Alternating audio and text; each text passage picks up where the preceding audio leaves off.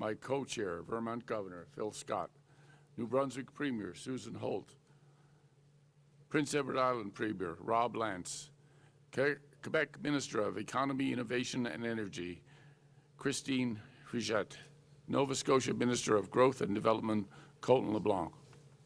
Today's meeting focused on areas of mutual interest, including technology and innovation, energy and the environment, and demonstrated the collective strength of our jurisdictions and the value of working together. 3 resolutions were adopted at the conference, including 2 directing the continuation of collaboration on energy, ecological connectivity, and food security. In addition, a resolution was adopted to initiate collaboration on technology and innovation.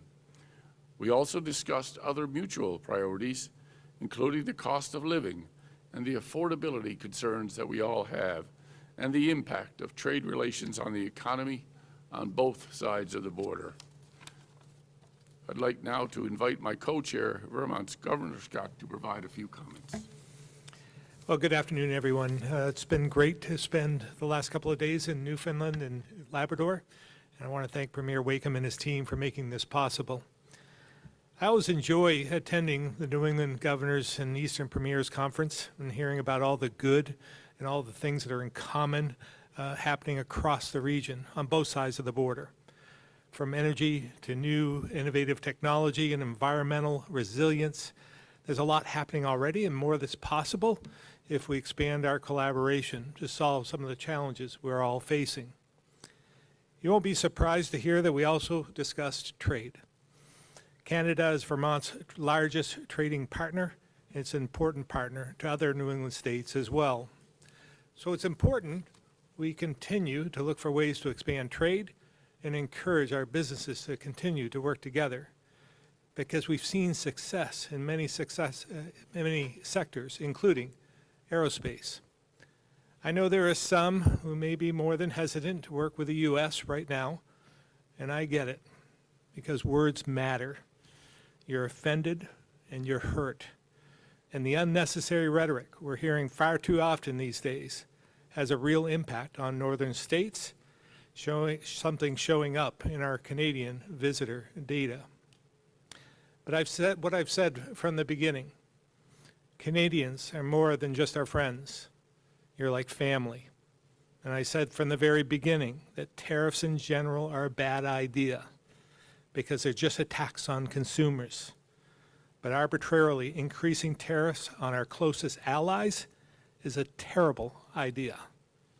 A few months ago, Ethan Allen Furniture, a manufacturer in Vermont near the Canadian border, caught fire after a boiler malfunctioned. Thankfully, there was a swift response from fire departments in the area, which included Canadian crews from Quebec, who all pitched in to help save the day and put out the fire. This is just one simple example of many that reminds us how closely intertwined we are and our communities are. And I'm appreciative to their willingness to help, regardless of how divisive some of the rhetoric coming out of Washington is.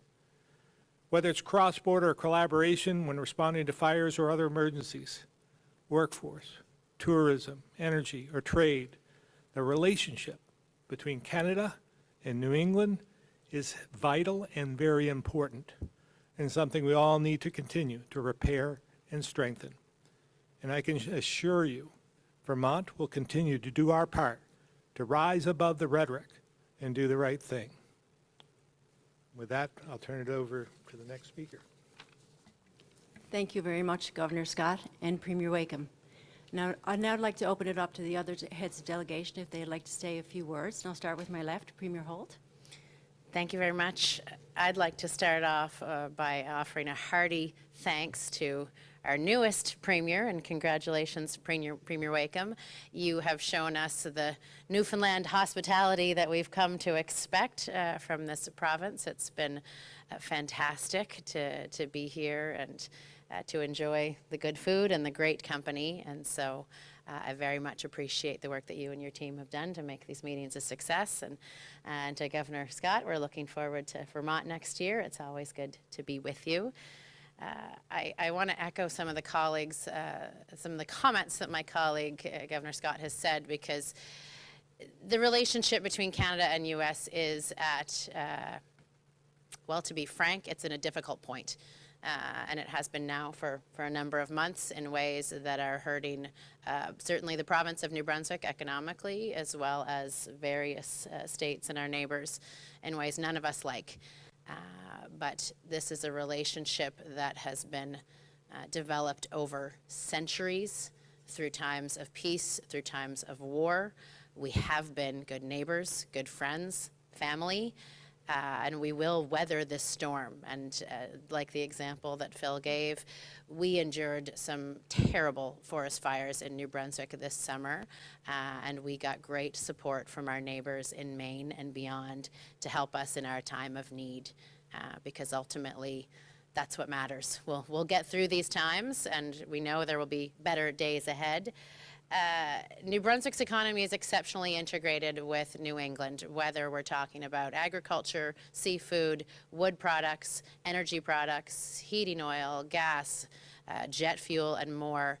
We have a lot of great customers in the U.S. for the things that New Brunswick produces to high quality, and we rely on our neighbors in the U.S. and in the New England states to continue to supply us with some of the things we need. So these conversations, like the conference today, and talking particularly for me about those energy relationships, how we're all building resilience and redundancy into our networks to make sure that the people of New Brunswick, as with the people of our neighboring jurisdictions, have access to affordable, reliable, and clean energy. That's something that we want, and something that we can all deliver better for our residents by partnering with our neighbors and strengthening those relationships. The same goes with our trade relationships. Looking for new markets, looking to leverage investments that have been made in innovations is good for New Brunswick. It helps us deliver to the people of our province, and the more that we can share with our neighbors, the better off we'll be. Alors pour nous autres, c'est de belles rencontres ici en Terre-Neuve. Merci énormément, Monsieur le Premier ministre, pour votre accueil tellement chaleureux. Pour le Nouveau-Brunswick, c'est vraiment important qu'on se souvienne que ceci sont des relations de centaines d'années. Et même si on est à un point avec les relations entre le Canada et les États-Unis, qui est un point vraiment difficile, qui a des impacts négatifs sur notre province, notre pays et les États-Unis, on a une histoire, puis on va passer par travers ce temps de difficulté à cause de notre amitié, nos partenariats, le fait qu'on est comme de la famille entre nous autres ici dans la Nouvelle-Angleterre, puis l'Est du Canada. J'apprécie énormément l'opportunité de parler des opportunités à partager notre énergie, nos infrastructures, pour que moi, je peux livrer des services d'énergie abordables, fiables et le plus propre que possible aux Néo-Brunswickois et Néo-Brunswickoises.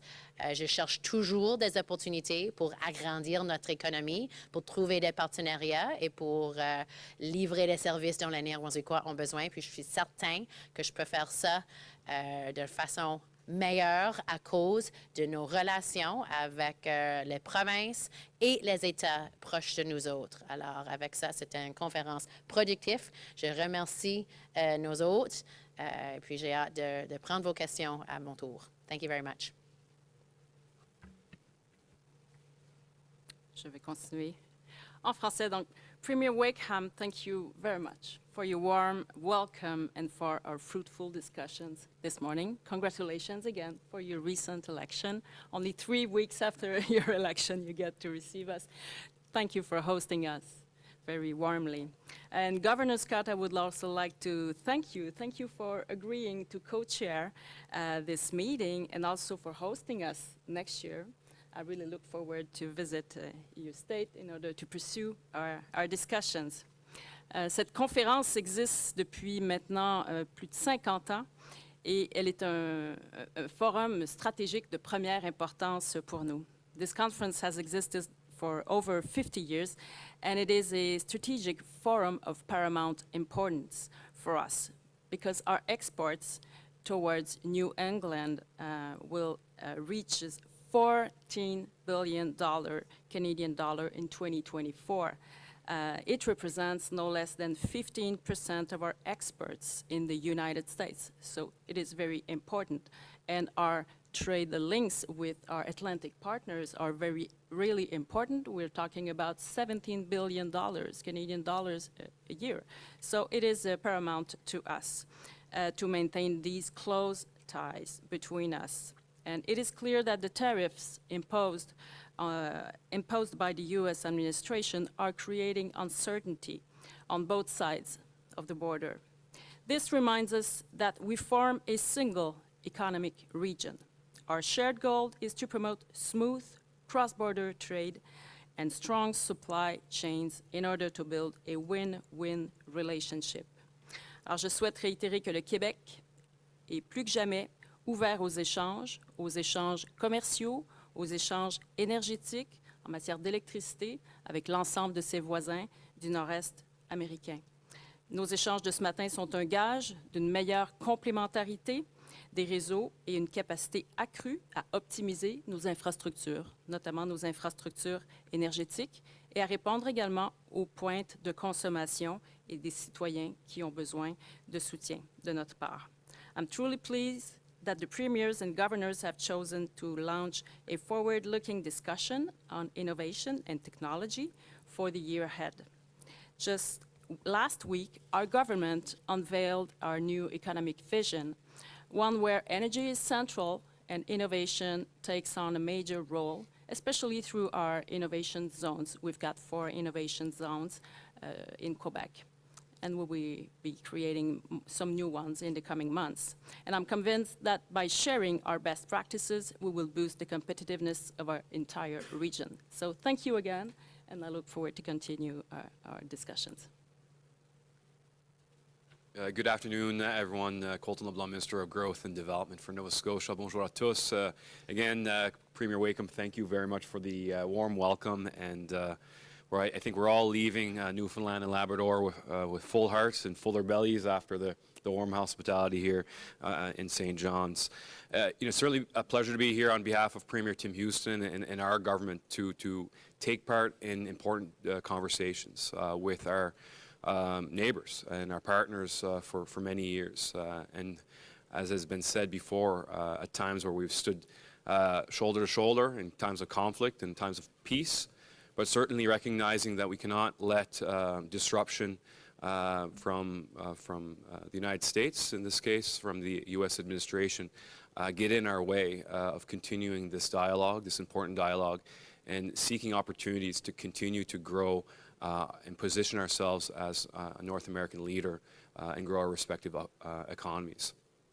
Certainly the conversations about innovation and technology are important to Nova Scotia and timely for all of us as we look to grow our respective different resource-based industries and our opportunities to learn from different jurisdictions and best practices and share in those opportunities to seek further collaboration, whether it be with academia or at a government level or at an industry level. And I think that's certainly the basis of the success that we've seen within the innovation ecosystem in Nova Scotia.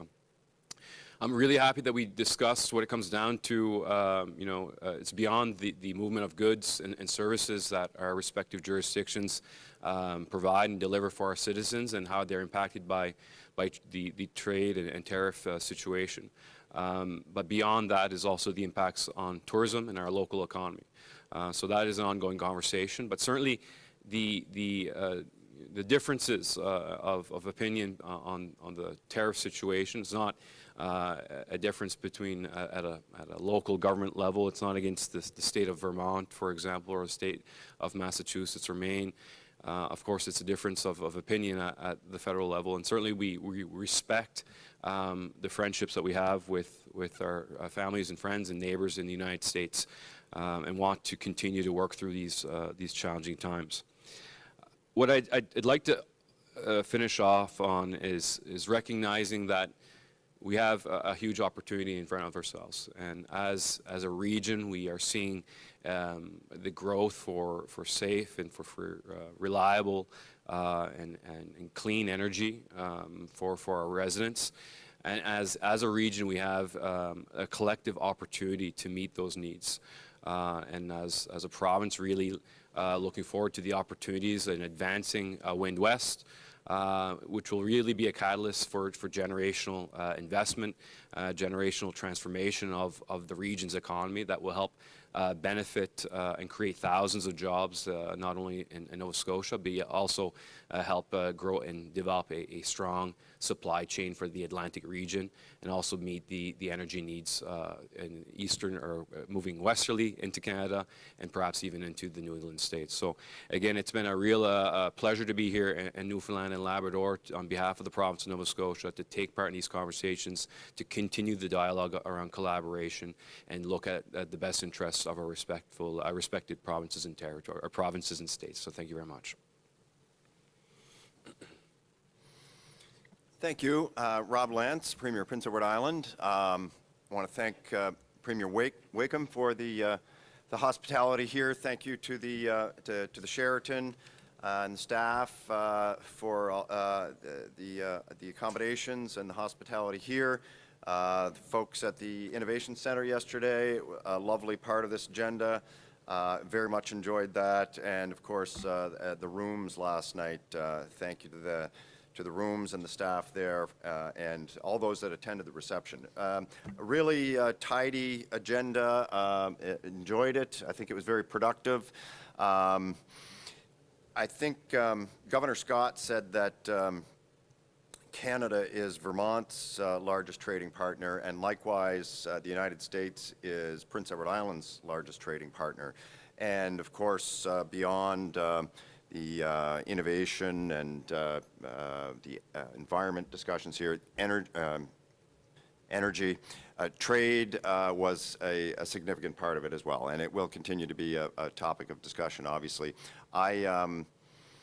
I stressed that the upcoming review of CUSMA will be an important milestone in addressing those trade issues, and I would encourage, obviously, on this side of the border, we'll prepare ourselves as much as possible for those negotiations. We'll inform ourselves and our stakeholders and our federal partners who are in those negotiations. But I would hope that our U.S. partners are able to come to the table with the same understanding of what we're trying to achieve. And I did ask Governor Scott and the other American delegates here to, I think it's serves us all well to prepare for those negotiations. I think it's very important that we reestablish a mutually beneficial agreement there. So beyond that, some of you would know that we broke here just a short time ago to have a First Ministers meeting. So the premiers and I met virtually with the other premiers and the Prime Minister for a short discussion about some of the issues that we need to address on a regular basis. It's the Prime Minister's been very accommodating and available, and so we did just have a productive conversation about trade issues, about the recently introduced budget. We were able to provide some feedback on that budget, particularly around some of the infrastructure programs that were announced there. Again, some discussion about the national projects, major projects nationally, some discussion about ongoing trade negotiations with China and India and other trade discussions that the Prime Minister's having. So that was, you know, a useful addition to this agenda, although not part of this official agenda. It was nice that we were able to break to make that a part of our productive 36 hours-ish here in Newfoundland and Labrador. So appreciate it. It was very productive, and I'm looking forward to convening again in Vermont next year. Thank you very much for your remarks. Now I'm going to open the floor for media questions. And each media will have the opportunity to ask one question. And we'll start with media who are in the room today. Please go to the mic to ask your question. We will start with Brian Callahan, VOCM. Thank you. Good afternoon.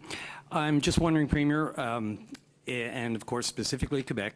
Was the MOU with Churchill Falls discussed specifically during your meetings? And if so, is it still on target in your mind, Quebec and both provinces, that it will be signed by the deadline in April? We did not discuss the project. We talked generally about the energy opportunities that we all have collectively as provinces and states, and that was the focus of the discussion today. And so just very briefly, Governor, as a Republic governor, may I ask, how is it hard to walk that line with President Trump? Well, admittedly, I'm a proud Republican. I believe in the values of Ronald Reagan, John McCain, Mitt Romney, and so forth. But I also believe that we need to treat people with respect and civility, especially our friends and our neighbors. So this has been a difficult time for us, for me in particular. But at the end of the day, I just do what's right. My constituents come first, and what's right for them. And my party comes second or third beyond that. So just trying to keep a narrow focus on doing the right thing. Garrett Barry, CTV. Allow me a moment to return to the camera. Governor, I just noticed that none of your gubernatorial colleagues from other states are here today. Does it say anything about the current moment that none of those your colleagues made the trip, or what should we in this country make of the fact that none of your colleagues made the trip across the border today? Well, they're definitely here in spirit. Obviously, we have representatives from the states, and I'm thinking the timing just wasn't right for them. There's a lot going on in the world at this very moment, but I wouldn't make anything of that. I think, again, we've had a lot of collaboration over the years. We had a great meeting in Boston last summer, and I believe that, again, we all have a common interest. We'll converse by phone and in person, but I wouldn't make too much out of that. Patrick Butler, Radio Canada. Bienvenue, Madame Fréchette. Question pour vous et pour Monsieur Wakeham. On parle beaucoup de cette fameuse révision indépendante de l'entente concernant Churchill Falls. Est-ce que cette révision, ça vous inquiète par rapport à l'avenir de l'entente? Et est-ce qu'on observe un certain ralentissement des discussions entre le Québec et Terre-Neuve-et-Labrador en raison de cette révision? Mr. Wakeham, when are you going to release the details of this independent review on Churchill Falls? And are you worried about the timelines here and how, depending on how long that takes, that could have an impact on the future of the agreement? No, I'm not worried about the time. I will be releasing that over the course of the next little while, so stay tuned. Ben Cleary, NTV. I will complete the answer. I'm not worried, neither. We will have a brief meeting in a few minutes in order to discuss more directly of that agreement, but works keep going on, and therefore we are confident that we will put that in place as soon as possible. Alors voilà, je ne suis pas inquiète. Les discussions vont se tenir cet après-midi avec le Premier ministre de Terre-Neuve, Labrador. Donc nous allons pouvoir parler justement de cette entente et d'un certain nombre d'autres enjeux également qui caractérisent notre relation. Alors je ne suis pas inquiète pour la suite des choses. Le travail se poursuit en ce qui a trait à la finalisation des ententes. Merci. Ben Cleary, NTV. Governor Scott, I want to ask, you're in St. John's today, so what's your message to Newfoundlanders and Labradorians who have been watching the relationship between the United States and Canada play out as it has? Well, again, as I said before, there's a lot of divisive rhetoric, and everyone has a different way of approaching their agenda, and I'm not, I don't think the way that D.C., the president in particular, is presenting. It's the how he does things that really do offend people. And we went through the rooms last night. We had an event there, and we went through the World War I museum that's there. My grandfather served in World War I, from a Vermonter, and I thought about all the sacrifices those men and boys did for their country, for our country, for the greater good. But we were side by side with them, right? I mean, there were multiple countries involved. And so we do our best work when we're together, and we're still friends. Most of us don't appreciate the way that we've been treating our friends across the border. We have a library that sits right on the border between Canada and Vermont. And there's a door on one side for Canadians, a door on the other side for those from the States. And that's the way we've done things for quite some time. We have families, of course, that are on both sides of the border. It's just a border. And we, again, we have more in common with our friends to the north sometimes than we do our friends to the south. So it's an integral part to Vermont, New England, and I would say to the entire United States. And the sooner we get to a point where we're treating each other more with respect and civility, the better off we'll all be, because there are far greater adversaries out there. I mentioned China and Russia in particular, North Korea. And those are the folks we should be paying attention to in some respects. And we should be gaining this camaraderie, reinforcing the camaraderie we have with our friends first. Mark Quinn, CBC.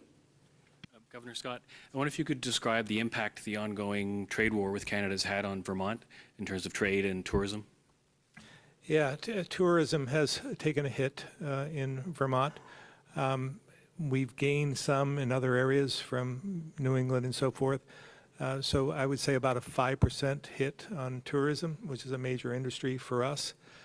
But there are many factors involved. It's not just about the rhetoric there. I think there is economically, with the dollar being of lower value in Canada than the States, that's a factor too.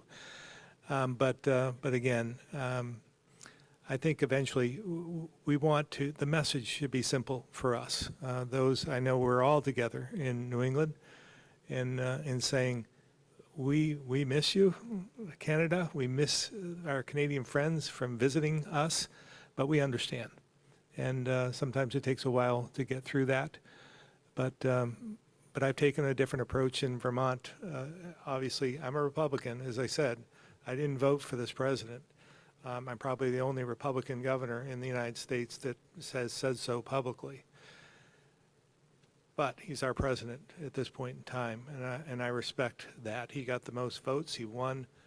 But over the next 3 years, over the last year, I've taken the approach of an umpire, and I'm just calling balls and strikes. When the president does something that isn't good for Vermont, I'll say so. When he does something that's good for Vermont, I'll say so.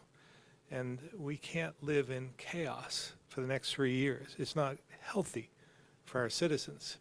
So that's the approach we're taking, but we hope Canada will eventually understand that we're still the same Vermonters, the same folks from Maine, New Hampshire, Connecticut, Rhode Island, and Mass as we were before.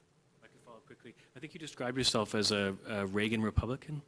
And there was some controversy about a commercial in Canada that used Ronald Reagan talking about tariffs. Can you sort of talk about that? There was a dispute whether or not he clearly was against tariffs or not. Yeah, since I watched the video myself, I believe that Reagan was pragmatic in his approach. He took a softer approach, but yet ruled with an iron fist in some respects. But I don't believe he thought that tariffs were the answer either. I mean, there's the equalization of tariffs. That's fine, but to use them as a blunt instrument, a tool to gain power, is just abusive, and I don't think Reagan would do that. Alex Bill, allnewfoundlandlabrador.com. Hi. Question for Premier Wakeham. The Future Fund annual report came out after the caretaker mode ended. Just pretty low growth for a sovereign wealth fund, but still higher than our debt growth. Do you still plan to dismantle that fund, and is that going to be an end of contributions or liquidation of assets, and when is that going to take place? There's legislation involved in all of that, so we'll have to take a look at that when we start to develop the legislation around it for sure. Would you expect it to take place next year? I would expect we'll deal with that as soon as we open the House. Okay, thanks. Thank you. We'll now have questions from media who are joining us virtually. I'll start with Jordan Woolman from the Commonwealth Beacon in Boston.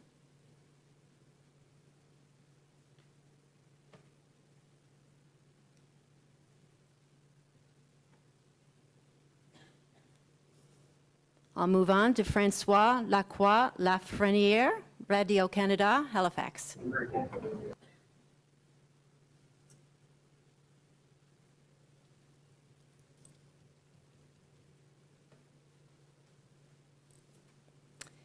Cara Morellone, Radio-Canada.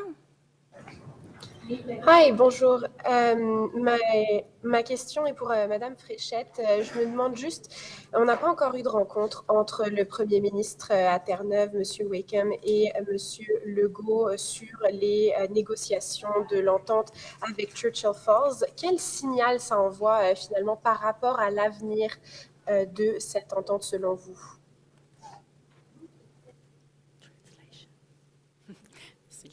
Bonjour, alors merci pour votre question. Il n'y a effectivement pas eu de rencontre à ce jour, mais il y a déjà eu des discussions, en fait au moins une discussion par téléphone entre Premier Wakeham et le Premier ministre Jean-François Legault. Donc cette première discussion a eu lieu et assurément qu'il y aura une rencontre prévue prochainement.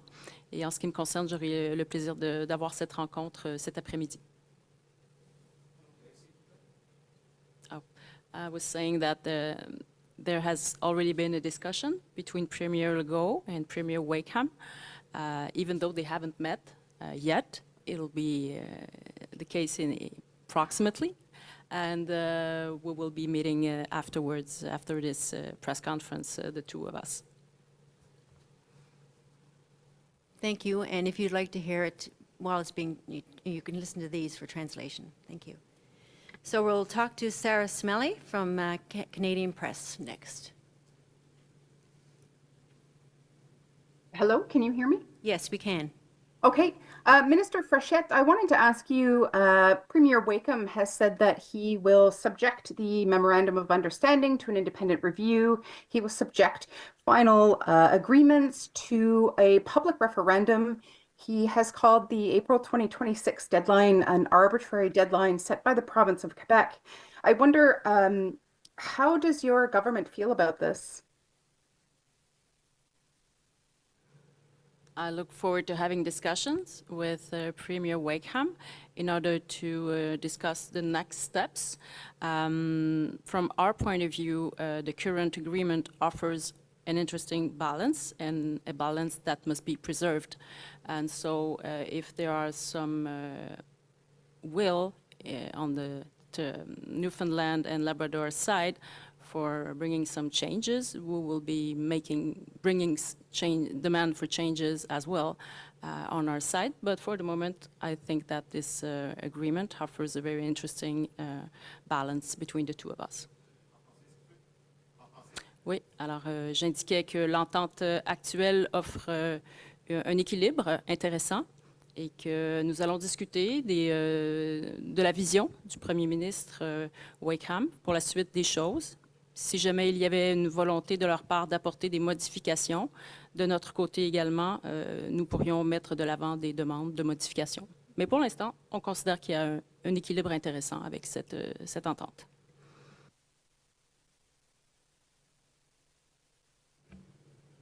Premier Wakeham, any closing remarks on that question?